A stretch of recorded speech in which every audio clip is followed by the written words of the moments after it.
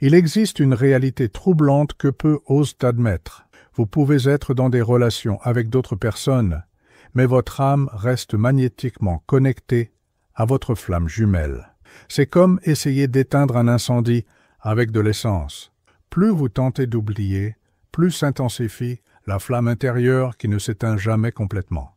Si vous avez déjà essayé d'aller de l'avant, de construire quelque chose de nouveau avec quelqu'un qui semblait parfait sur le papier, mais que vous avez ressenti que quelque chose de fondamental était déplacé, vous n'êtes pas seul.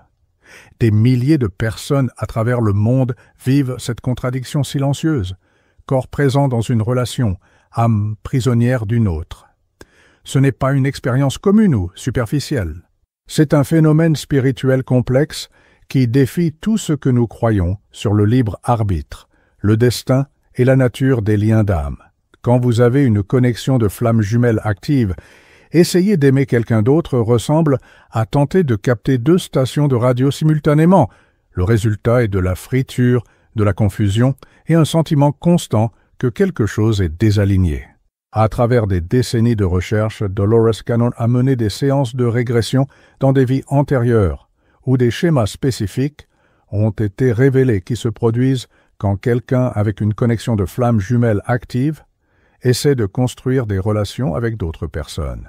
Il ne s'agit pas de sabotage conscient ou de manque d'engagement, ce sont des dynamiques énergétiques inévitables qui opèrent au-delà de la volonté consciente.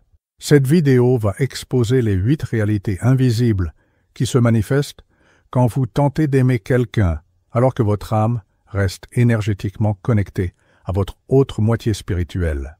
Vous découvrirez pourquoi ces relations alternatives semblent toujours manquer de quelque chose d'indéfinissable, pourquoi vous vous sentez coupable, même quand vous êtes loyal, et surtout, comment cette expérience sert votre croissance spirituelle de façon que vous n'avez jamais imaginée. Restez jusqu'à la fin, car la 8e révélation transformera complètement votre compréhension de pourquoi l'univers vous permet de traverser cette expérience apparemment tortueuse. Et abonnez-vous à la chaîne, car ici nous partageons quotidiennement du contenu qui éveillera, transformera et renforcera votre parcours spirituel, vous connectant avec une communauté qui comprend ces expériences profondes.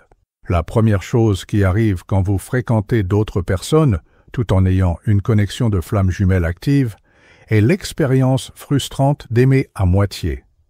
C'est comme si une partie de vous était toujours absente, réservée, gardée quelque part d'inaccessible à votre partenaire actuel. Cette réserve n'est ni consciente ni intentionnelle. Vous pouvez sincèrement vous soucier de la personne, ressentir de l'affection, même de la passion, mais il y a une couche profonde de votre capacité d'aimer qui reste intouchable. C'est comme si votre âme avait une serrure dont une seule personne possède la clé, et tant que cette porte reste verrouillée, aucun amour ne sera jamais complet. La recherche spirituelle a révélé que l'âme humaine possède différents niveaux de capacité d'amour. L'amour romantique commun opère sur les couches émotionnelles et physiques, tandis que la connexion de flamme jumelle active opère sur les couches les plus profondes de l'âme.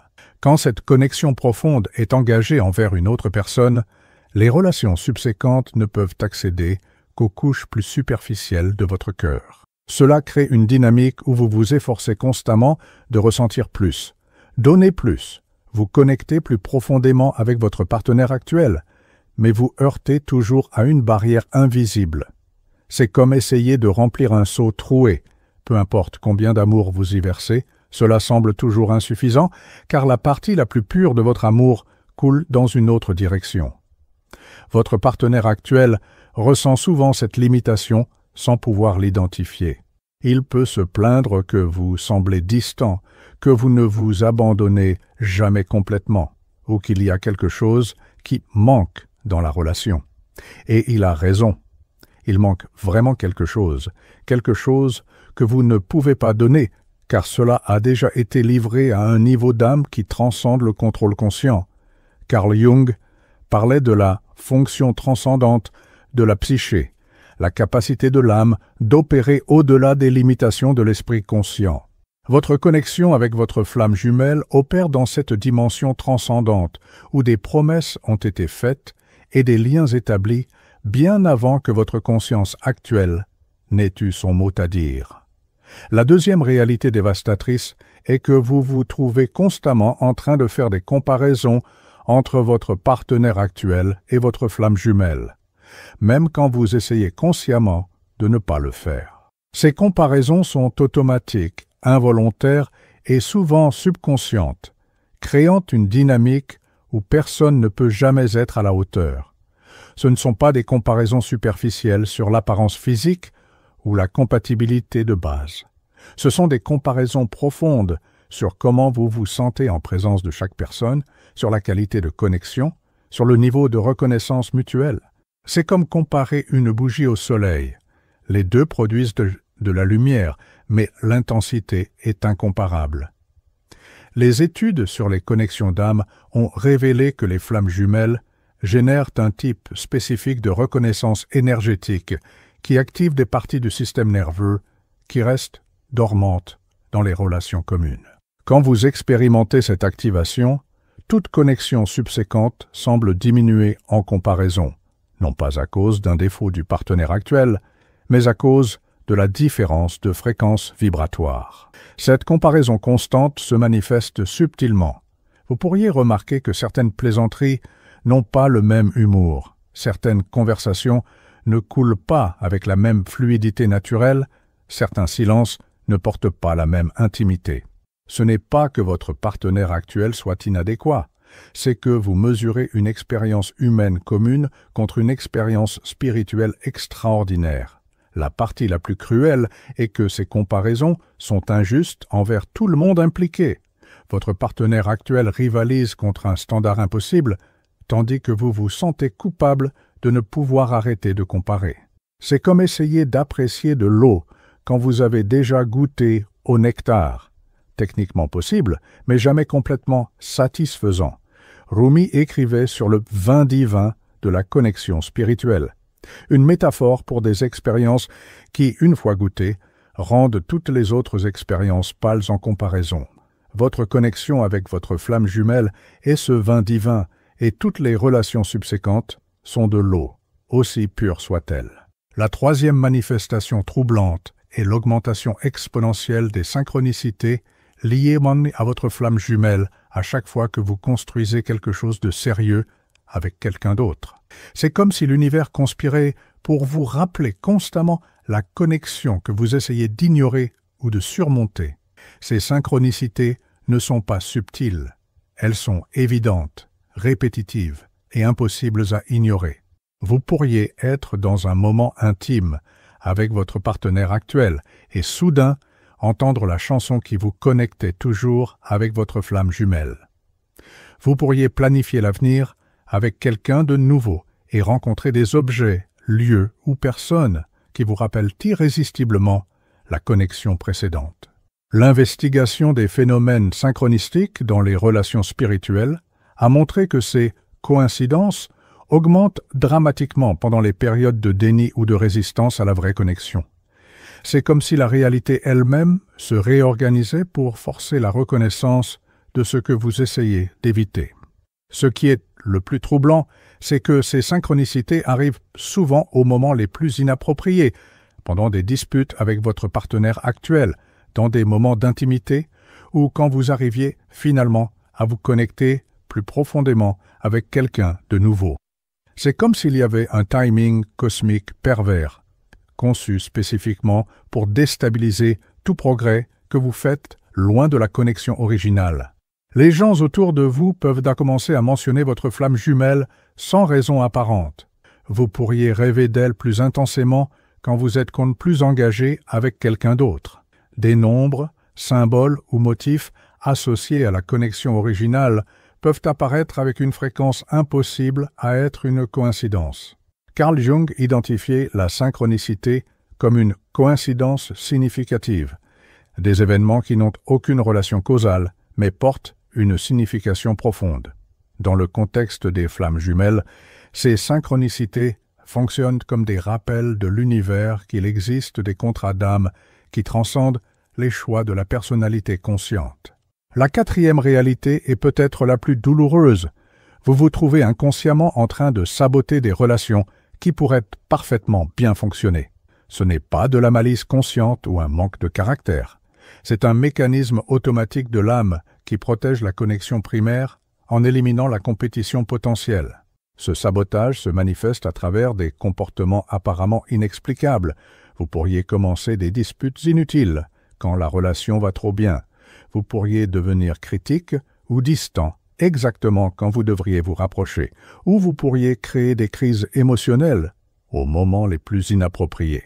La recherche sur les schémas inconscients dans les relations a révélé que les âmes avec des contrats préétablis développent des mécanismes protecteurs qui empêchent les liens alternatifs de s'approfondir au-delà de certaines limites. C'est comme avoir un thermostat émotionnel qui refroidit automatiquement la relation chaque fois qu'elle chauffe trop. La partie la plus frustrante est que vous pouvez reconnaître ces schémas, vous pouvez consciemment vouloir que la relation fonctionne, mais vous continuez d'agir de façon qui garantisse son échec. C'est comme être passager dans votre propre corps, regardant vos actions saboter exactement ce que votre esprit conscient veut construire. Ce sabotage n'est pas aléatoire, il s'intensifie précisément quand la relation actuelle menace de devenir quelque chose de significatif. Il peut se manifester comme des peurs soudaines d'engagement, la découverte de défauts précédemment imperceptibles chez votre partenaire, ou un besoin inexplicable de liberté, exactement quand vous êtes le plus proche de quelqu'un. Freud parlait de l'instinct de mort, des tendances autodestructrices qui opèrent au-delà de la conscience. Dans le contexte des flammes jumelles, ce sabotage fonctionne plus comme un instinct de fidélité, une force inconsciente qui protège le lien primaire en éliminant les menaces potentielles. La cinquième manifestation est l'intensification de la connexion télépathique avec votre flamme jumelle exactement quand vous essayez de vous connecter émotionnellement avec quelqu'un d'autre. C'est comme si la tentative de rediriger votre énergie amoureuse activait le canal énergétique original encore plus intensément. Cette connexion télépathique se manifeste à travers une connaissance soudaine de ce que votre flamme jumelle ressent ou traverse, particulièrement pendant des moments intimes avec d'autres partenaires.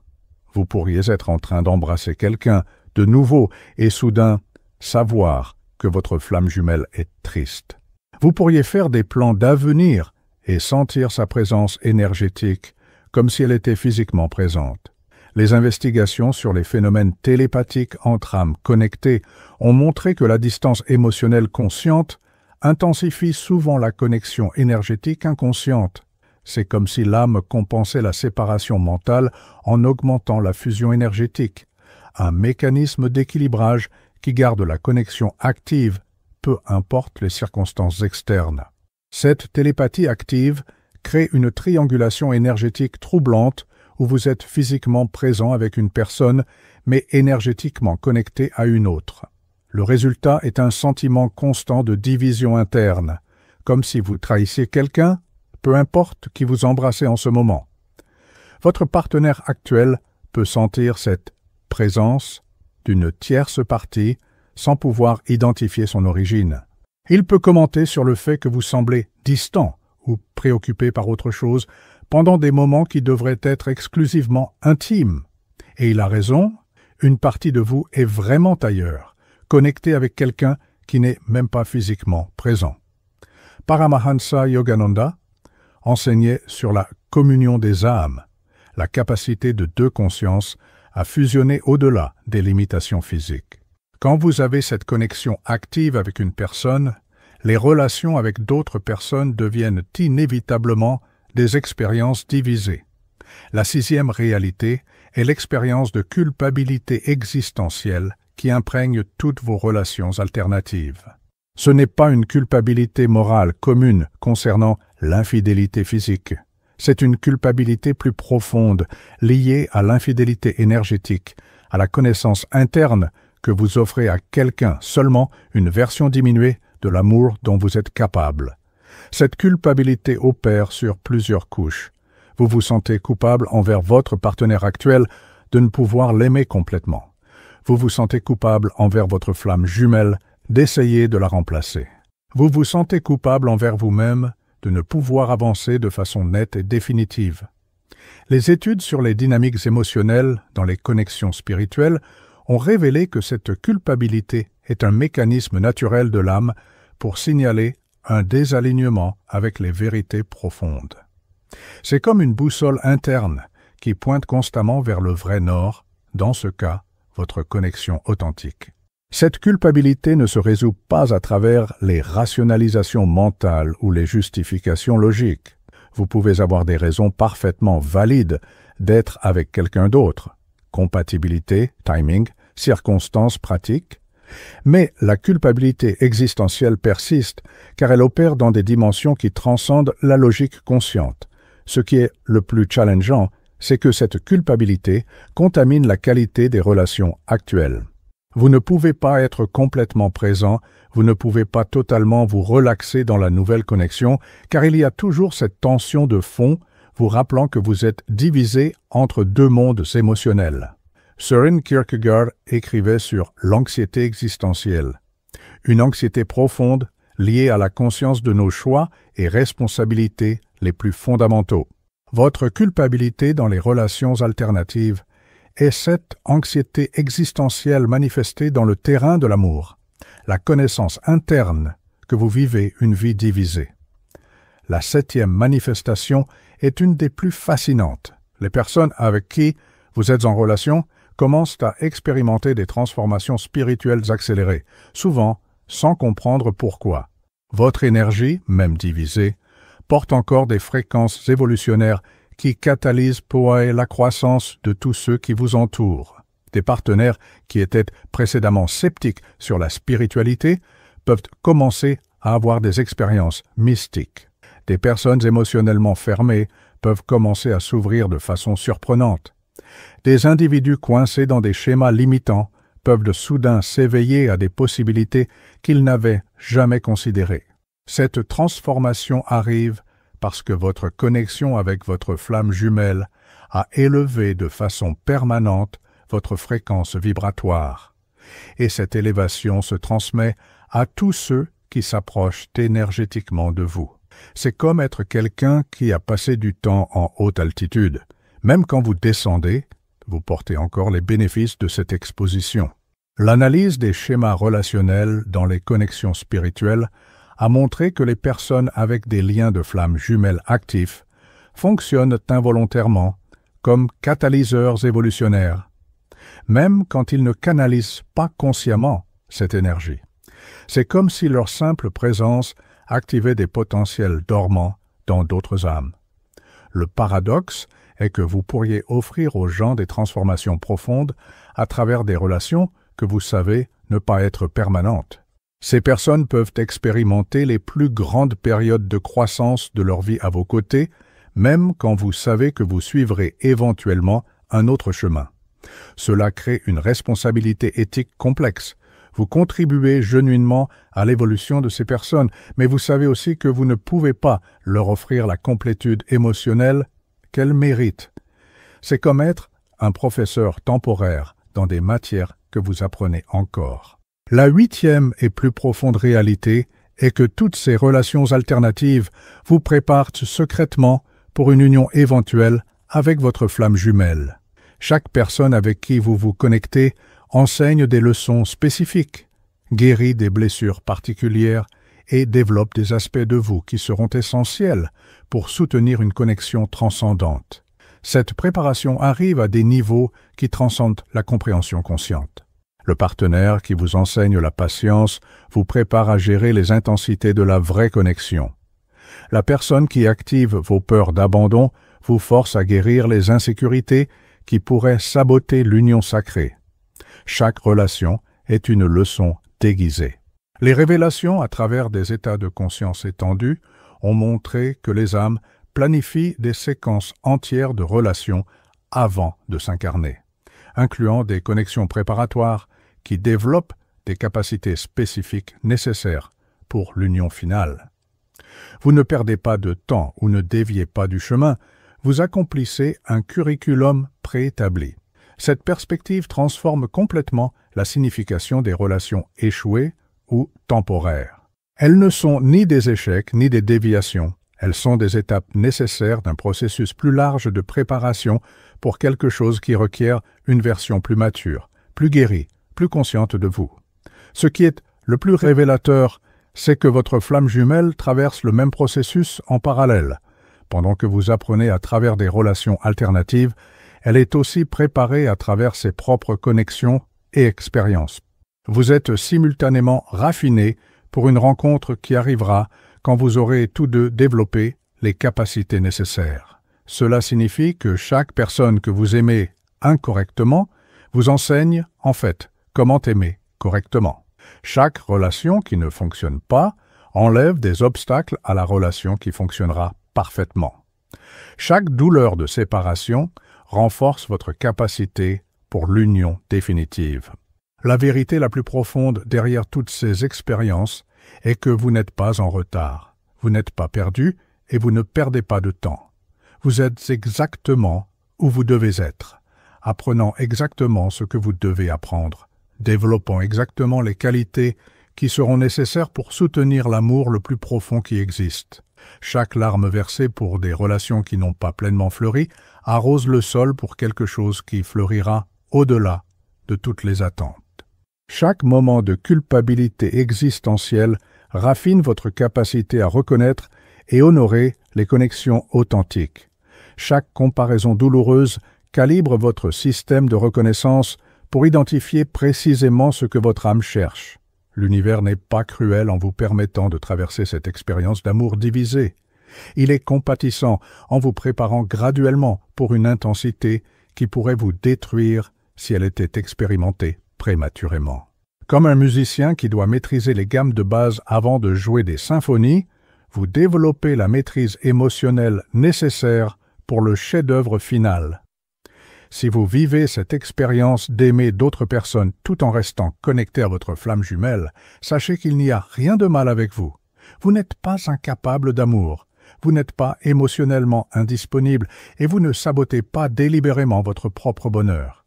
Vous naviguez simplement une des expériences les plus complexes et transformatrices qu'une âme puisse choisir de vivre. Chaque relation que vous vivez à moitié vous enseigne à reconnaître quand vous trouverez finalement quelqu'un que vous pourrez aimer complètement. Chaque comparaison douloureuse affine votre capacité à distinguer entre connexion superficielle et reconnaissance profonde. Chaque moment de culpabilité existentielle renforce votre engagement envers l'authenticité émotionnelle. Votre parcours à travers les relations alternatives n'est pas un détour de votre chemin, c'est exactement le chemin que vous devez parcourir pour arriver où vous devez être. Et quand vous arriverez finalement là, vous aurez la sagesse, la maturité et la capacité nécessaire pour non seulement reconnaître votre vraie connexion, mais la soutenir à travers n'importe quel défi qui puisse survenir. Si cette vidéo a touché quelque chose de profond en vous, si vous avez finalement compris pourquoi vos relations semblaient toujours incomplètes, laissez dans les commentaires « Je fais confiance au processus de mon âme ».